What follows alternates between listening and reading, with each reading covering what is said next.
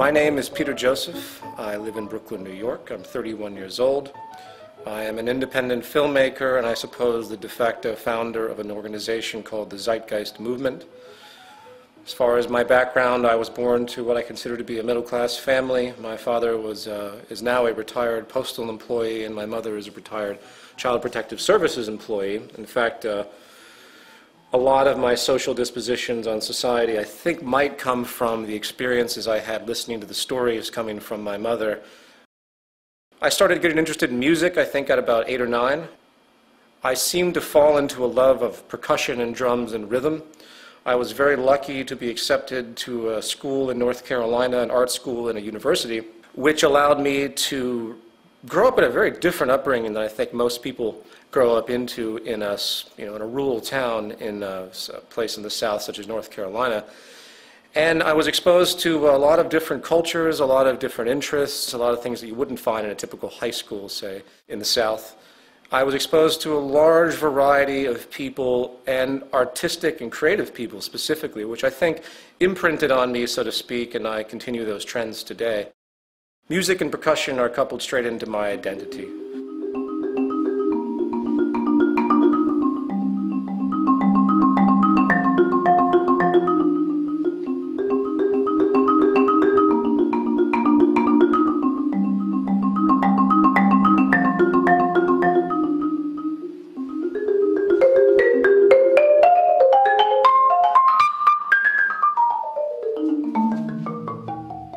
People say to me, well, you work with this social organization, but yet you're just a musician, just a musician. There's the credentialism tendency that comes up a lot with anyone that talks about the issues that we talk about in the movement or that have been talked about in the films.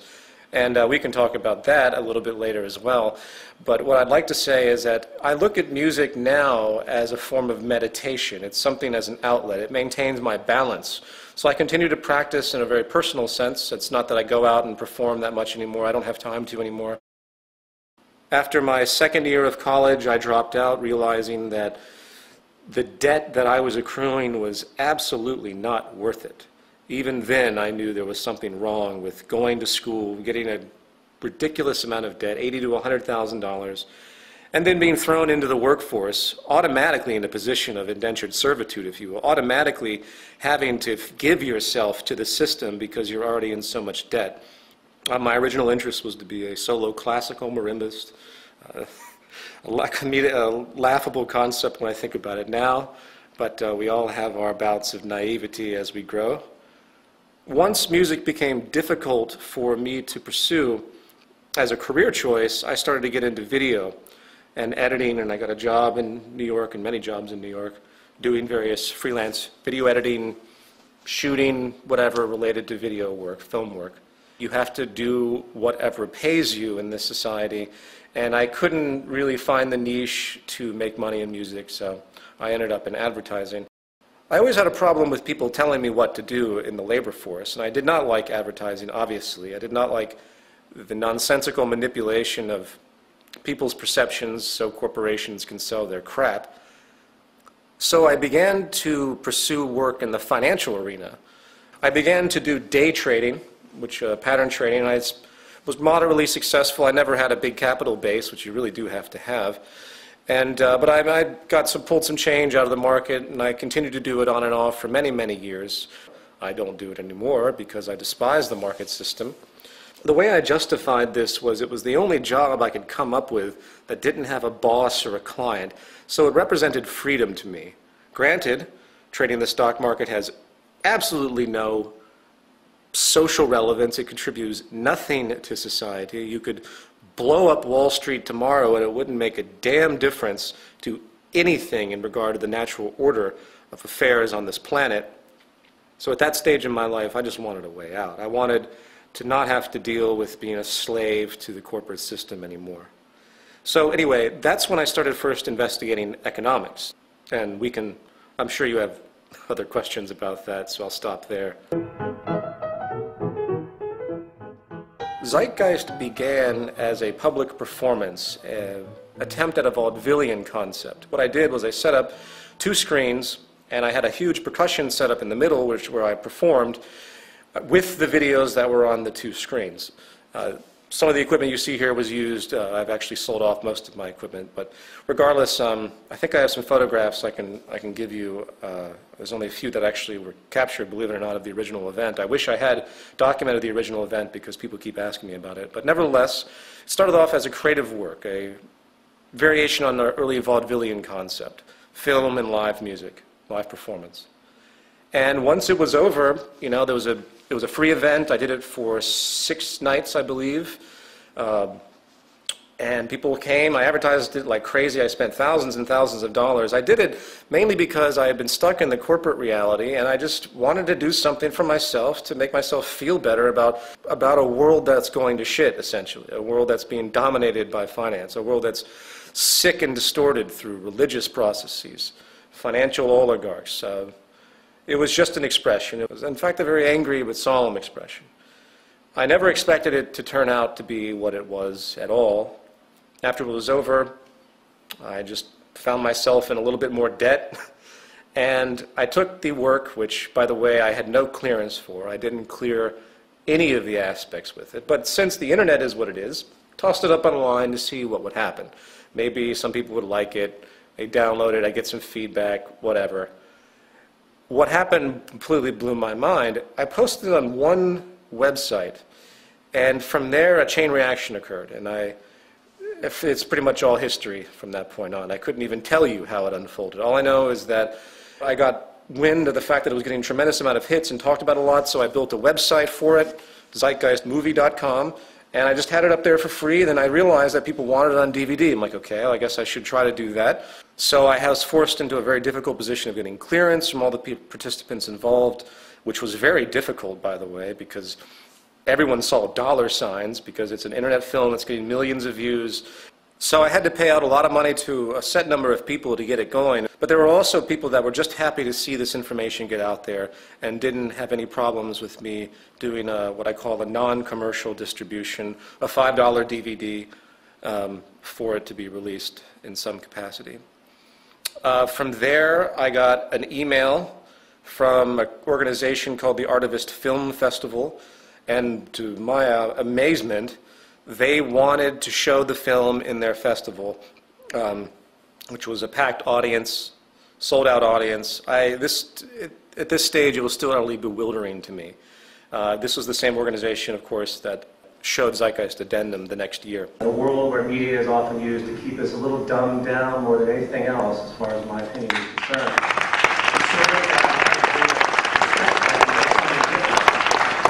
I've often said art without conscience is meaningless, and I think action without conscience is futile. So I think this is so great to have a festival that represents these types of ideas. As far as the film itself, I guess all I can really say is that the whole point of the film is for people to start looking at the very fundamental root causes of all of these problems that we see in society. So that's a general rundown of what happened. The Zeitgeist movement was a very difficult decision for me. I could have just made Zeitgeist Addendum like other socially conscious filmmakers do, in the sense that I could have just said, oh, well, here's a bunch of stuff, here's a bunch of problems, hey, here's some possible solutions, take what you will with it, and just roll with it and see what happens. I really was on the fence about putting, at the very end, join the movement, www.thezeitgeistmovement.com. And 6, join the movement. Go to thezeitgeistmovement.com and help us create the largest mass movement for social change the world has ever seen. I knew that the moment that it became something more than just a film phenomenon, that my life would likely change dramatically, which it has. Zeitgeist Addendum was sparked out of people emailing me saying, well, what do we do about all of these cultural problems? What do we do about a corrupt banking system? What do we do about people that are locked into establishment social programs, if you will? I consider the trains of thought and mind to be a program. I consider society itself to be a program that's running. And the programming locks people into a specific frame of reference. How do we deal with these issues? How do we do? What do we do? And Zeitgeist Addendum was an attempt at answering that question. After Zeitgeist 1 was released, it got into the hands of Jacques and Roxanne, and after reading Jacques' book, which they sent me, I realized that this was really important information. I realized that even I was backwards on a lot of issues that needed to be corrected. And in order to get society in line, we have to think about the fundamental problems. This was something that I was attempting to do in part. I had a notion of, but it wasn't until I met Jacques Fresco that the lens became focused. It was like all these things that I sort of had an inkling of. Jacques' experience, life experience, what he had talked about for song, just focused me in the right direction as far as I'm concerned. So I made a whole section with them in Zeitgeist Addendum, and that's how it took off. Anyone that chooses to challenge establishment orthodoxies, traditional worldviews, not to mention the system that we live in, sets themselves up for venomous attacks. I'm well aware of this. If you look back at the history of anyone that has chosen to challenge the establishment, it's a very dark history. There are a great number of people out there that know that something is wrong, but they do not understand the source of that wrongness because they are in the box of indoctrination. Socrates. Socrates never speculated on the slavery that was existing during his time. That was normality to him. This goes with every type of political philosopher that's ever existed, whether it's Karl Marx, whether it's Plato. They're all locked into an established paradigm, and their thought processes can only go so far. And this includes probably myself. People are locked into a box. They see the box around them. They see the leaks and the holes and the cracks, and they go up to the cracks and they try to fix them. They try to patch the holes.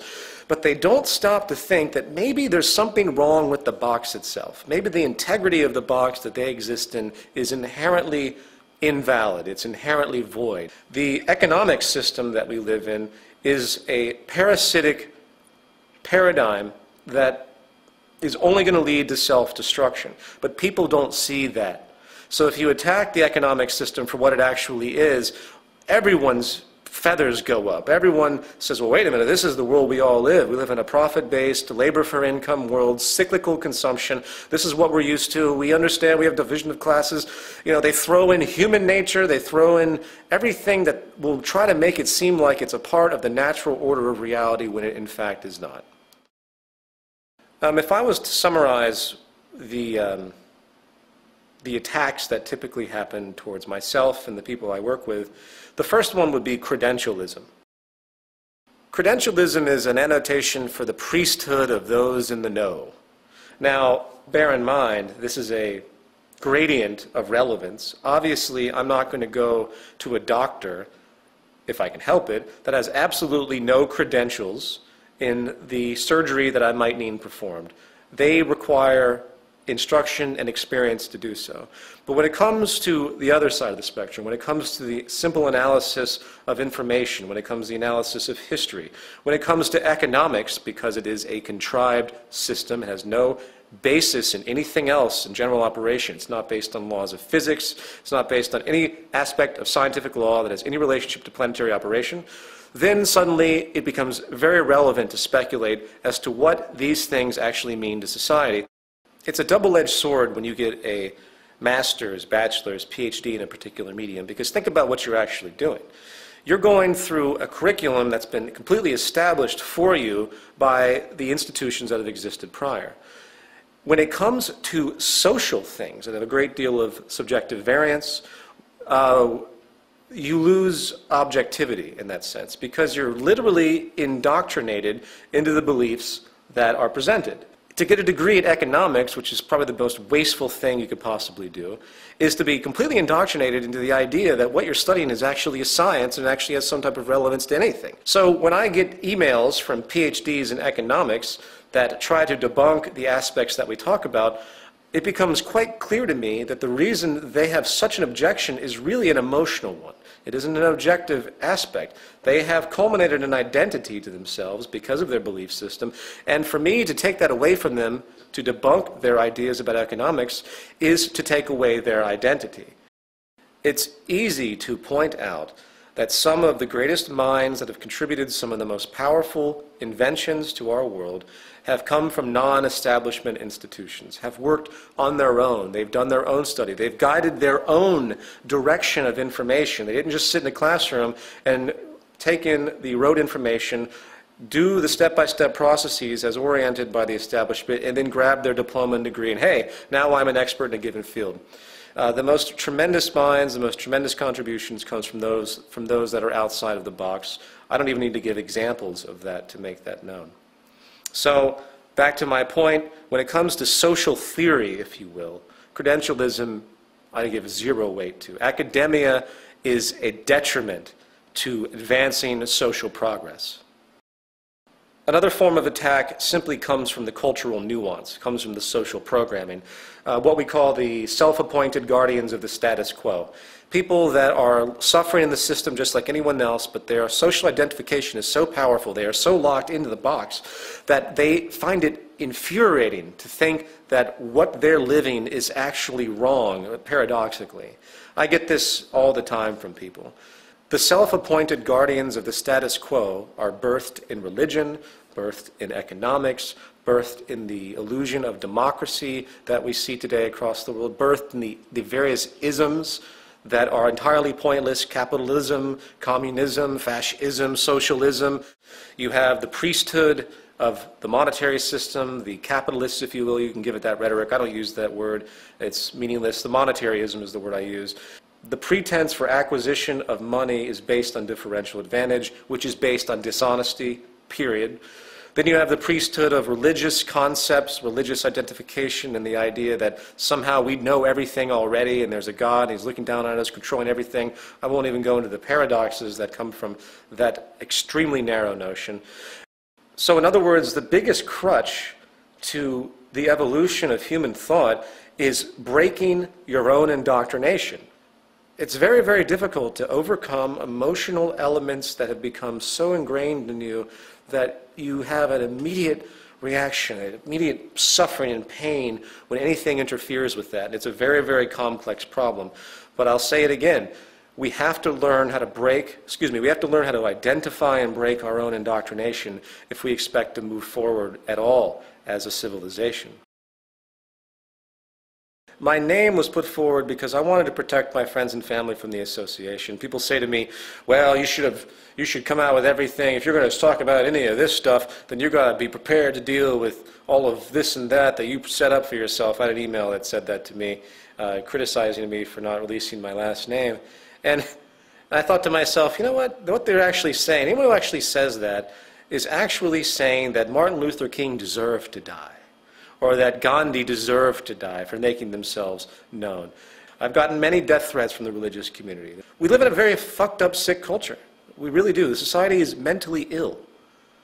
To be normal is to be messed up in this culture. So my name, Peter Joseph, at what point does my identity become absolutely transparent? Should I give people my social security number? Should I give them my tax returns?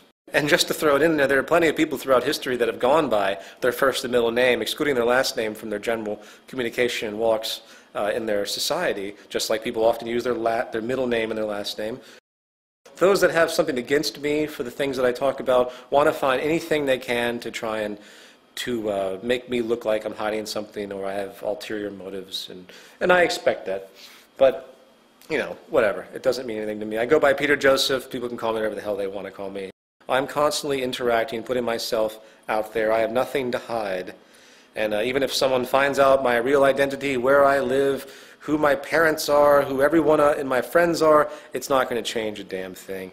The unfortunate reality is that I am given a controversial title, and people do have a lot of problems with me of a more traditional-minded upbringing, and I don't like to see other people suffer because of what I do. But most of my friends and family are very much aware, and they accept this, so this is something that I just deal with. Anyone who thinks that I do what I do for notoriety reasons or monetary reasons or anything associated with self-interest has a lot to learn. First of all, I operate the movement site and the movement itself on a deficit. I do pay people to run and program things. I have a lot of volunteers, which I'm extremely indebted to, but to get things done quickly, very often I have to get people that work in the industries to do things. I sell a t-shirt to do that. It's the only thing that I sell that is designated for the movement. As far as the DVD sales, if people can't respect the fact that I charge $5 for DVDs that could be charged $20 for, that I did spend a great deal of money to make those films, the DVD sales obviously are part of my income. I denote that they're not for profit, meaning that the money does go back into other projects, which it has. I've had to shut down bulk selling, in fact, because people were buying the discs from me in bulk at about $2 a piece and reselling them for $20 on the internet. It's very frustrating. I've hurt myself a lot financially because of all of this. The double standard is quite fascinating to me. You have all these social organizations that take in millions of dollars of money for donations. They sell tons of crap.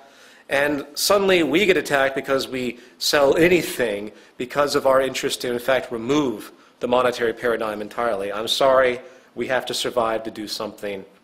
So just to make it clear, the Zeitgeist movement is predicated on making information free. I put all of my films up for free. I allow downloads of them for free.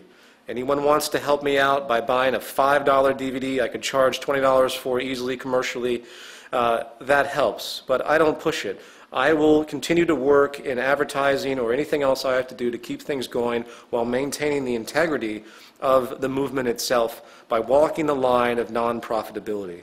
The only time that we'll ever ask for donations as the movement is when we have a big project that needs to move forward, and we have no projects like that now. We're in a period of collecting people and streamlining functionality.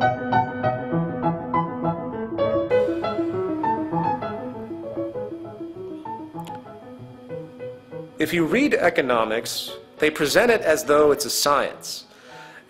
I've read through much of the curriculum of what bachelor's and master's degree Harvard University students would read for their degrees in economics. Economics is not a science. It's an invention. It's a contrivance. It's funny, you look at economics books and they have graphs and charts and they make complex novel equations. It's all contrived. It doesn't have any relationship to the natural order of things. It is based upon a folk way of orienting production and distribution, and we've established this massive structure that makes it seem valid. There's really nothing anyone needs to know about economics than the fact that the entire global economic system is based upon people constantly consuming, irregardless of the state of affairs and natural orders of energy, planetary materials, and anything else. It is blind, narrow consumption with absolutely no regard for the environment. We have to recognize that we're all scientists. And we all have to start thinking about things in a scientific manner, which most of us do to a certain extent. Even the most religiously minded individuals use science all the time when they evaluate buying a car, when they evaluate their general life. They use these things constantly. We all do. We're all scientists. That is the discovery, the epiphany that needs to come out. Science is not a cold, heartless thing. It is what has given us everything that comprises our well-being. Now, you can argue philosophy. As far as I'm concerned, any form of philosophy, any form of notions of morality are absolutely meaningless unless they are sprouted from the natural world using what I would consider to be analysis known as the scientific method. I am nothing but bored to tears by philosophical dispositions and verbal hobbies that do absolutely nothing. Religion is a verbal hobby.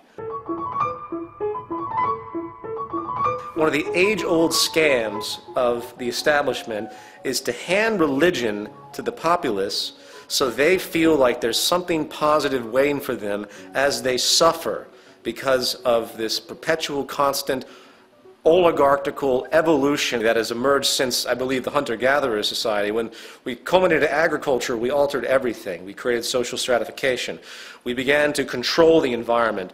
Before the Neolithic Revolution, it's been well documented by anthropologists that there was a natural balance to the planet. Population was in balance because we could only do what the earth provided for us naturally. Once we started to control the planet through agriculture, and now through many different means, we began to create disimbalance. We began to create uneven supplies. We began to generate scarcity deliberately for the sake of self-preservation and profit. So as society became more and more imbalanced, as the concept of property emerged, as the great pirates started to travel the oceans, bringing back goods to different continents, to different kingdoms, creating power structures of resources, certain tools were used to control humanity, to keep those that were not deserving the right of life or deserving the fruits. To keep the stratification going, they were given various tools to subdue them. Religion is one of the age-old tools to subdue the masses. Now, by the way, I'm not saying that's where the origin of religion came from. That's a whole different subject if you want to talk about it, because it was covered in the first part of my film. I'm simply talking about the political usage of religion, which carries on to this day. How many times do you hear the President of the United States say, "God bless America"? What an offensive, insulting thing to say to the American people. First of all, it's offensive to every other country in the world. Why would God just bless America? God would bless the planet if we lived in a sane society, if there was a God, of course. Anyway, I won't even go on that tangent. Religion, to me, has two sides. On one side, you have the dogma, the indoctrination. You have resurrections. You have all the fantasy notions that come, that exist in the literary books that are there. On the other side, there's a brilliant philosophical disposition. I happen to love a lot of the things that the Jesus character had stated. I see beautiful notions in almost every major religious figure. There are time-tested values that exist in religious thought that do need to be adhered to. Some of the most brilliant and beautiful people I've met are in fact Christians, or Islamic, or Hindus, or Jewish. They know where to draw the line, where to stop at the fanaticism, because that's where religious danger goes to. Once you believe something dogmatically enough, where you say, Jesus existed, that's that, anyone who says otherwise is an enemy of mine, then you have some very serious neuroses to deal with. Whether Jesus existed or not doesn't mean anything. I think Jacques Fresco put it best on Larry King. When Larry King asked him, "What do you think about Christianity?" he said, "I think it's great. When are they going to put it into practice?" So my religious disposition is that I wish that those that have religious inclinations would really dig deep into their beliefs and ask themselves, what is it about their religion that they actually use? What is it about the reciprocation notions that you can find in all religions that you see actually materialize in most people's behavior? The golden rule and all those things which exist in all religions. I think we have a list in our PDF for the Zeitgeist movement orientation guide. If you review these ideas, no one puts them into practice. In the end, my disposition on religion is very, very simple. It's nothing but a bunch of stories. They're allegories that have meaning. They get distorted through interpretations because that's the nature of semantics. But I don't want to rule out religion. I don't think religion should be outlawed or anything like that. I think it should be understood for what it is. The problem with humanity is we're ripped apart. There are far too many ideologies out there that have no basis on anything tangible. I want to make this very, very clear. All Orthodox religions, at least Western religions, there might be a few elements of Hinduism and Buddhism that are an exception, but let's just say the Judeo-Christian Islamic system of belief, to me, is no different than the isms of state associations that we see in our political sphere, meaning communism, socialism, fascism, capitalism. These are ideas that have been created that have no relevance to nature whatsoever. In other words, they have absolutely no relevance to the carrying capacity of the earth, to our ability to support ourselves, to our ability to produce, to the methods of production, to the methods of distribution, to the way we orient society and keep ourselves alive and keep ourselves healthy and prosper, and for the betterment of what I consider to be the organism of the human species as a single organism. None of those beliefs have anything to do with any of that. And that's a problem to me. For example, the Catholic Church and a lot of other religions that feed off of those early Old Testament ideologies, they advocate this illusion that we can just procreate constantly and everyone's going to be fine. God will take care of everyone. As of right now, with the future of energy, established energy, the future of the way we are orienting ourselves on this planet through depletion, I'm not having any children. While I try to be as optimistic as possible with the Zeitgeist movement and what we could do, which is phenomenal what we could do, as of right now we have some powerful barriers. I'm not having children. Why? Why would I say that? First of all, I wouldn't feel good. I would feel utterly negligent and irresponsible at this point in time to bring in another human being. Most people, when they give birth to children, it's a traditionalized, self-serving, established notion where we're going to have kids and have a family. To hell with the carrying capacity of the earth. To hell with the fact that we might be impoverished. I mean, you see this in trailer parks all the time. I used to live in a trailer park. I've seen this countless times. People don't have any relationship to anything. They have no education as far as what makes society work, as far as what the processes are that feed them. So they continue to have kids over and over and over again, or continue to do many, many things that have no relationship to anything. But let's focus on the children aspect. For me to bring in a child is for me to actually say, I believe the world will be in good shape for the duration of my child's life. And then it becomes, well, what if my child has a grandchild? Should the world have the integrity to maintain stability for that child as well? This is the question. This is what all parents out there should be asking themselves. They shouldn't be having children for their own self-serving needs so they can have a family and be traditional and show up at church and have their 2 kids. It has to relate to something real. Humanity has to start thinking about its relationship to the earth. Until it does so, we're fucking doomed.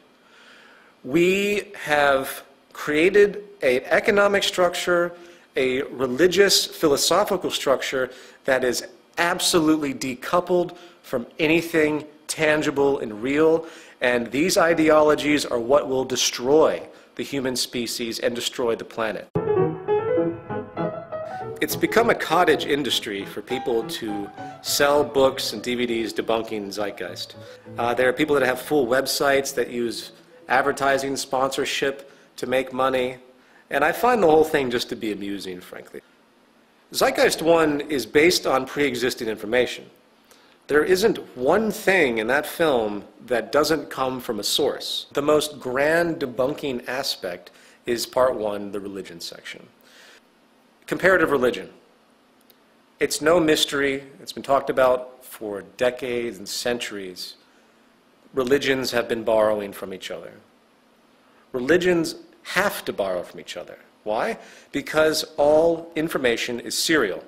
All knowledge is serial. It is illogical to think that any information of any religion is of a novel origin.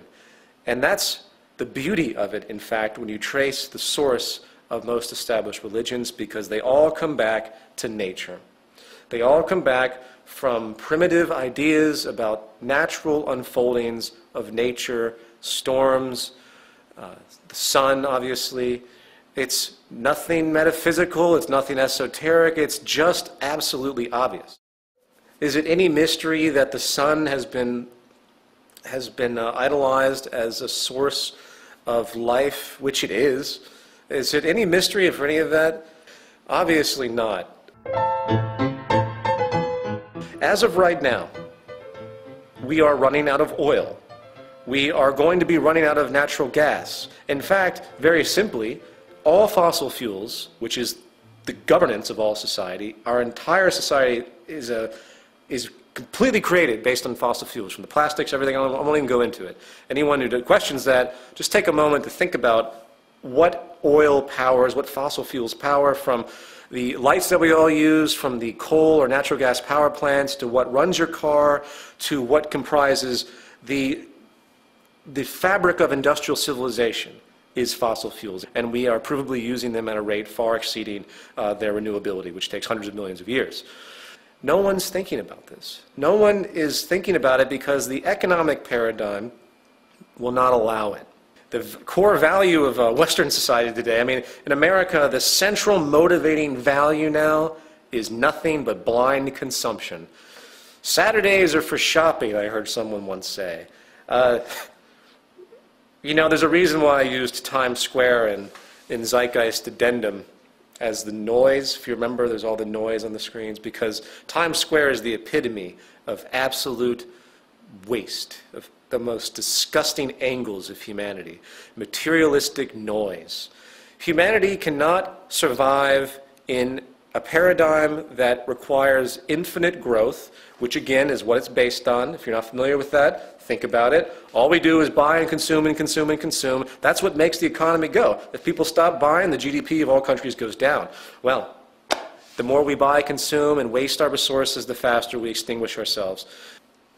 What do you do? What do you do? How do you stop this? This is why the Zeitgeist movement exists.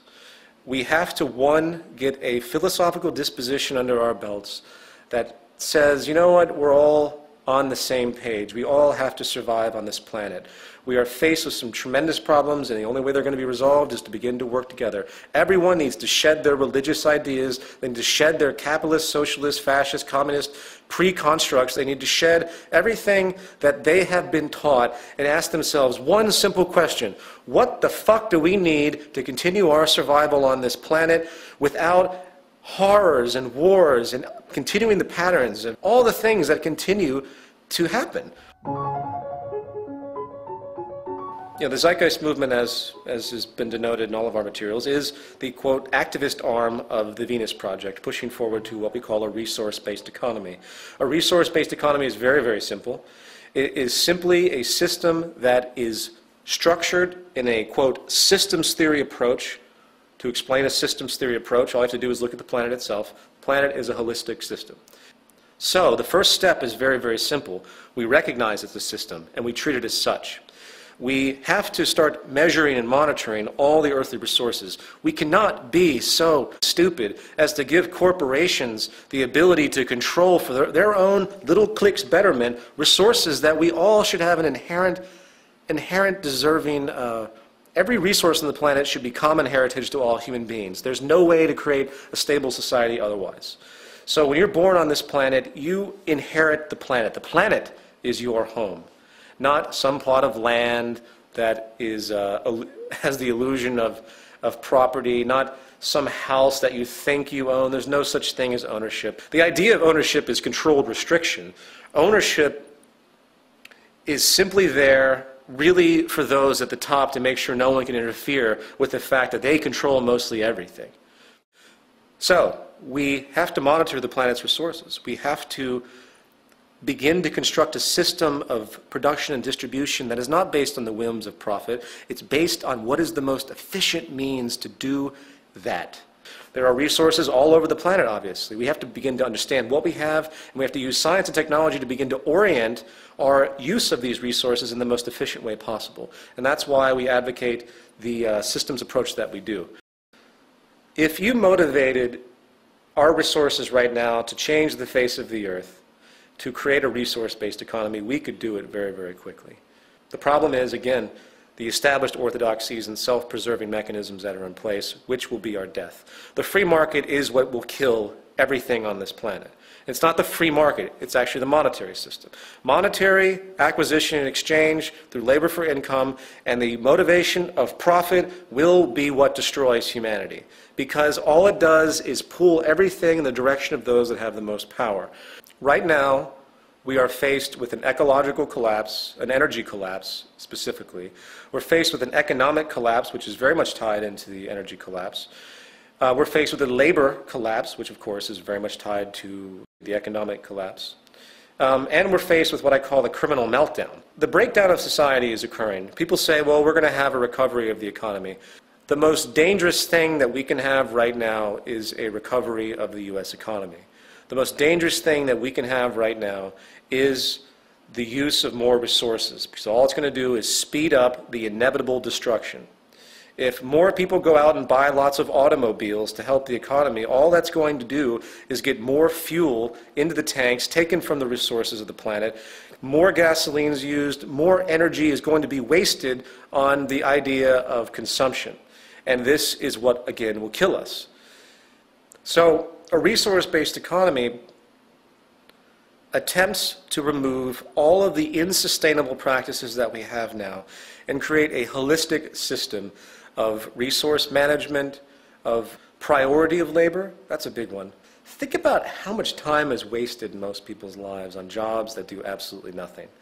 Think about how much energy is wasted by someone who works at Wall Street driving from Pennsylvania every single day from their home so they can be a trader on Wall Street, wasting energy on something that means nothing, that wastes even more electricity and energy.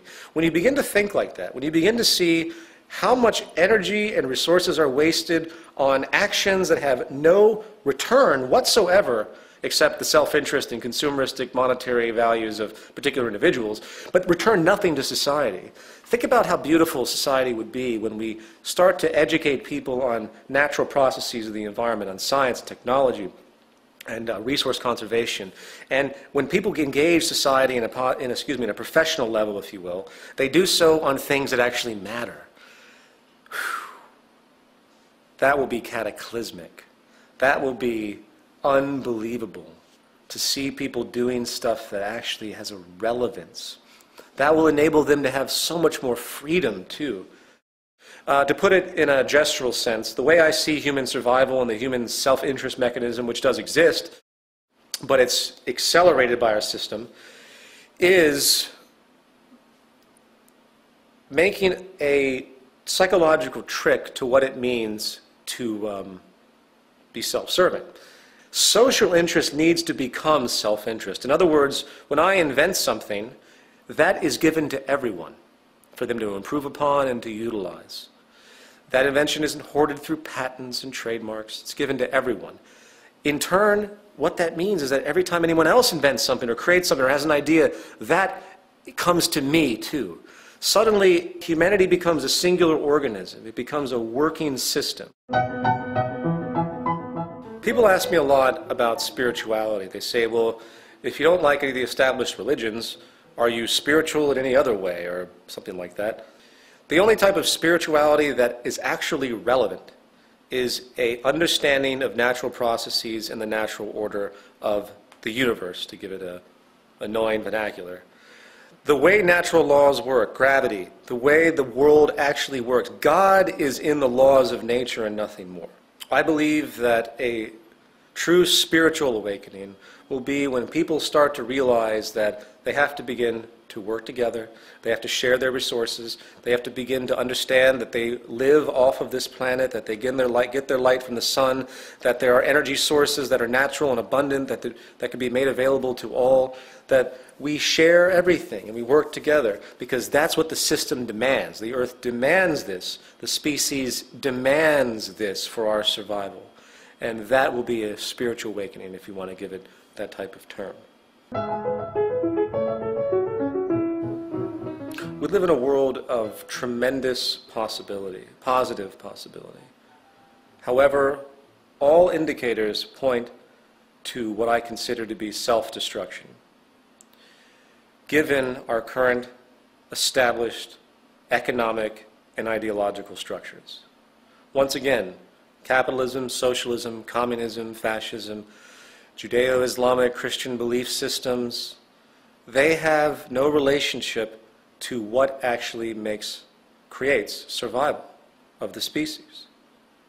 The real sad thing is that humanity is going to have to be smacked around quite a bit before they really understand what the Zeitgeist movement, a resource-based economy, and the Venus Project, Jacques Fresco, is talking about. we are driven by biosocial pressures, meaning that it takes problems for us to wake up and want to change things. I don't want to see humanity suffer. I don't want to see the population start to shrink because of our lack of energy and food. I don't want to see these things happen. But I know, sadly, that a good portion of it is going to happen until people start to wake up and recognize a new paradigm that's on the horizon that we must drive forward to as fast as humanly possible. All you have to do is look at the current economic implosion. The U.S. government's in $12 trillion worth of debt. It becomes comical after a while. What's going to happen when the U.S. government hits 20 trillion, 30 trillion? I mean, once the U.S. government can't pay its interest on all the bonds that have been sold overseas and all of the outstanding debt that it has, then we're theoretically bankrupt. What do you think is going to happen when China can't get its money from the United States? What do you think is going to happen when the United States, because we use 25% of the world's energy, starts to run out of oil in Iraq and starts to invade other Middle Eastern countries, which we'll probably do beforehand, but starts to do that? And China, of course, who gets oil from Iran, says, you know what, I think we're going to have to stop you guys from taking Iran's oil because we need that too, and you owe us a lot of money. It's kind of pissing us off. Do you think war between these superpowers might be possible? I think World War III could be very, very possible, and this war will be for real. This will not be a contrivance war like World War I and World War II, based on geopolitical realigning and various resource grabs. This will be a war for survival of different countries. And I hope that doesn't happen. I sincerely hope all of these things I talk about are erroneous and false, but all you have to do is look at the trends. One way or another, we will end up in a system that's not based on money as we know it today. Why? Because that will be realized in the future by historians as the total and pivotal cause of the destruction of civilization as we know it. That will be understood in the future. Historians will look back and say, holy shit, they were making materials, selling them for corporation profit, over and over and over and over again with absolutely no reference to what the planet had and recycling protocols and everything else. They were burning fossil fuels at 1,000,000 times the rate of their actual renewability. They're going to laugh at us, wondering what the hell kind of primitive, dumbass species we actually were, if we even survived to reach that point. So I hate to sound condescending and negative. I hate to throw out all this rhetoric, but I'm fairly irritated at this point, and I try not to be. I just want to make it understood that the entire system that we live in is a sham. It's a false system, falsivity defined by the fact that it cannot be sustained. It's that simple. And we propose a resource-based economy. I hope everyone watching this film will go to www.thezeitgeistmovement.com and understand what we're doing. I hope everyone out there will understand that either we change or we die.